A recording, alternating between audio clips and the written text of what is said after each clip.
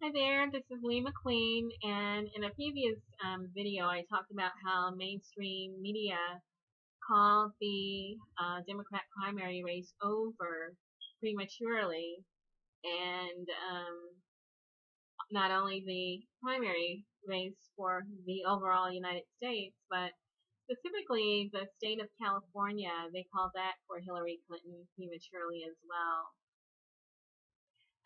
But the primary race is still ongoing. There's one more primary, Washington, D.C., which is June 14th. So the next night from the recording of this video, it'll be tomorrow evening.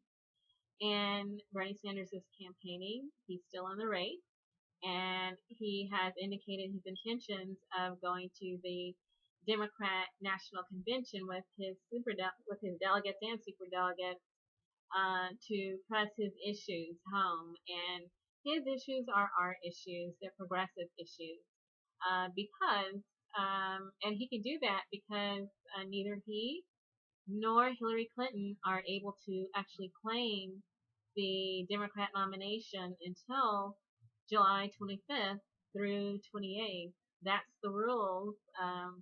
The Democrat Party leaders kept telling Bernie Sanders supporters to recognize the rules and to feel the math. And so we're feeling the math and we're even feeling the rules, and it's just not adding up for either candidate.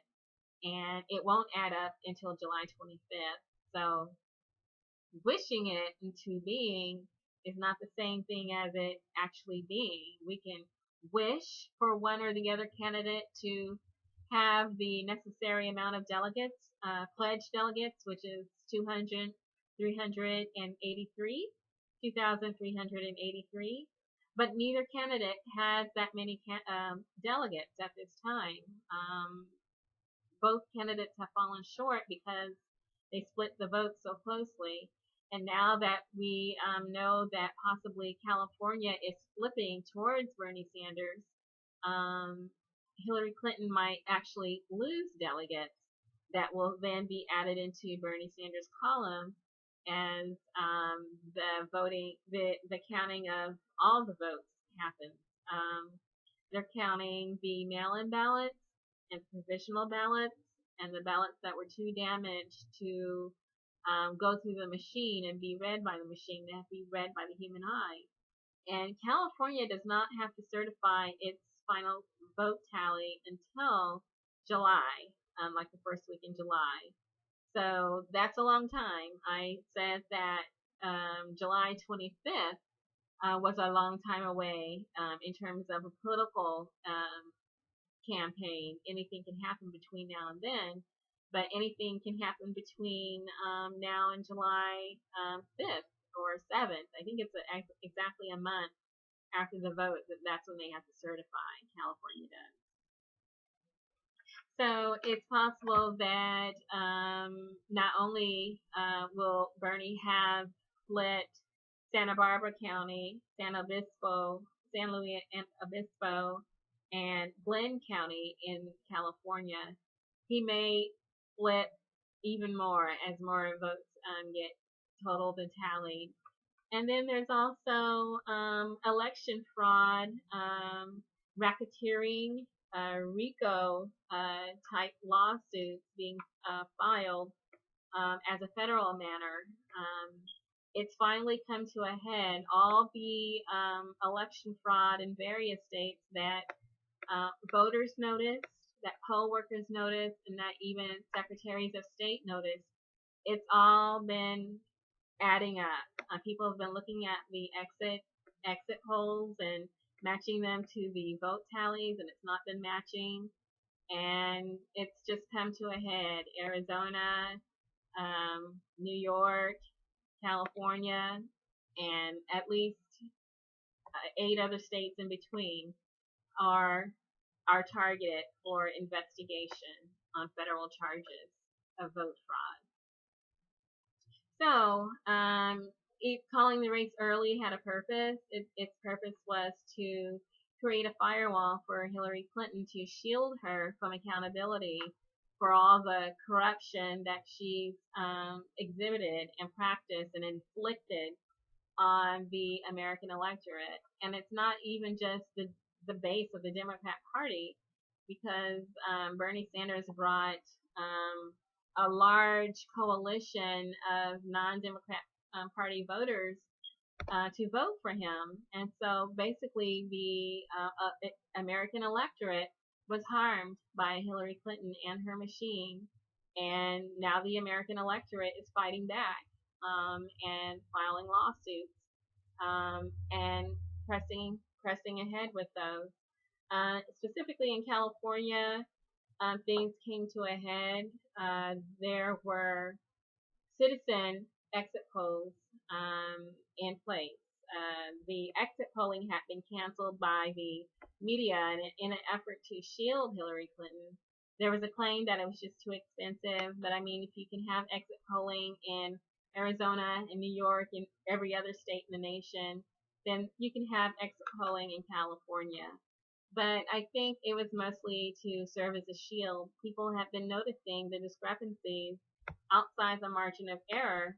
And also, not only that, that the vote tallies and counts were actually shifting from Hillary Clinton's column to Bernie Sanders' column during the course of the voting. As the vote was happening live, people began to notice and take screenshots and make comparisons, and finding that it's not working. And there's election lawyers on this case. They've been auditing the results. There were citizens who had audited who were conducting citizen exit polls in California, and also making note of that. And so all this evidence is being collected and being processed, and it's going to be presented as a federal lawsuit, which means multiple felonies might result from that. But anyway, so mainstream media was motivated to call the race early for Hillary Clinton. And no matter what the voters of California might have wanted, if they wanted to vote for Bernie Sanders, no matter what anyone wanted in California, the mainstream media and Hillary Clinton and her machine decided that she would be the winner. So basically, she and her machine attacked the voters in California. They've been attacking voters in at the very least, 11 states in the United States. But the attack became the most severe in California, where it just reached a level that was just intolerable. We know that there was a premature call, not only for the overall Democrat primary, but specifically for the vote result in California. This is the media serving as a firewall for Hillary Clinton. And we can even think back. The polls indicated that Bernie Sanders could possibly win California. Hillary Clinton needed to prevent that because it would extend Bernie Sanders' reasons for staying in the race if he could, flip California to his favor. But polls were indicating that he was going to win. So what do? Mainstream media shuts down the race for her. And then declare that she's the winner. And there's reasons why.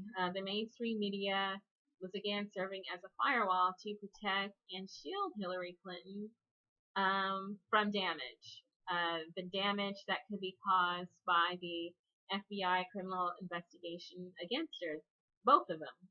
One on her performance at the State Department with the private, secret, evil email server, and then also the Clinton Foundation. Those cases were being spoken of. They were not being ignored or smothered or contained. The Judicial Watch was deposing her previous staff at the State Department. They deposed Cheryl Mills and released that transcript to the public.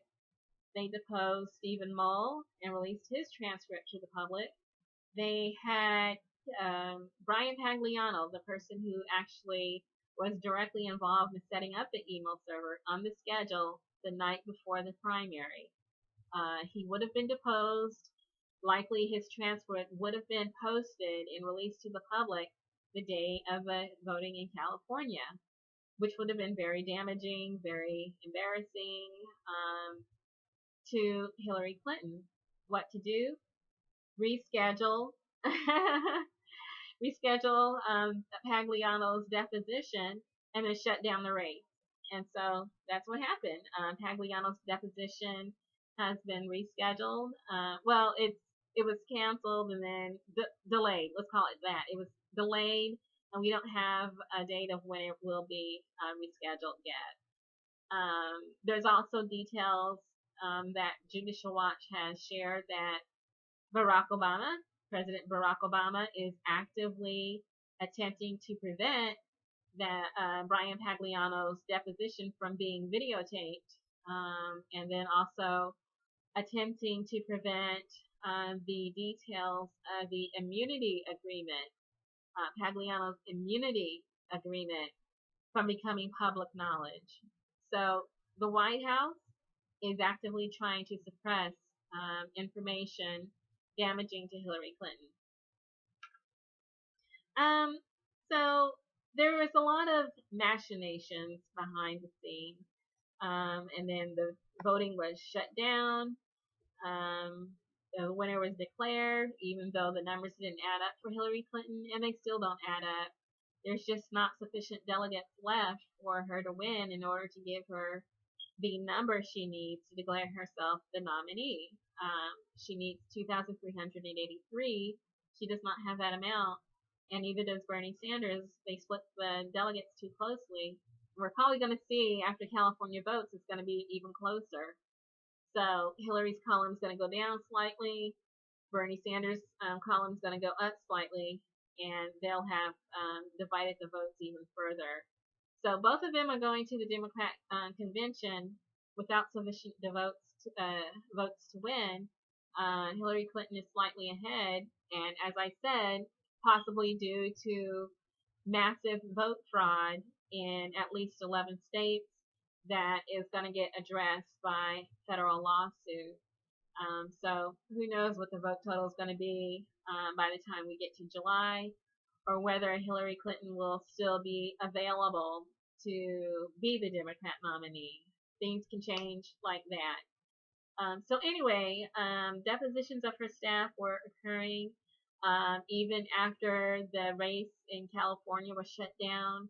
Another member of the staff, Karen Lang, was deposed 2 days later. And so we've got Huma Abedin, who's going to be deposed on June 28th. And then also Patrick Kennedy, the head of the State Department staff, he's going to be deposed on June 29th. And that's still a full month out from the Democrat National Convention. So lots of things can change between now and then.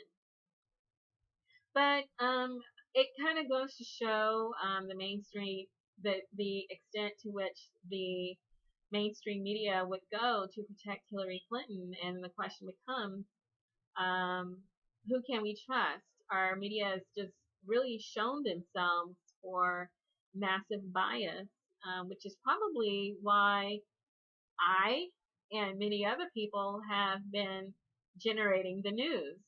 We've seen things that aren't being reported, and we go and do our research and try to find out information that's actually right there if someone wants to look for it.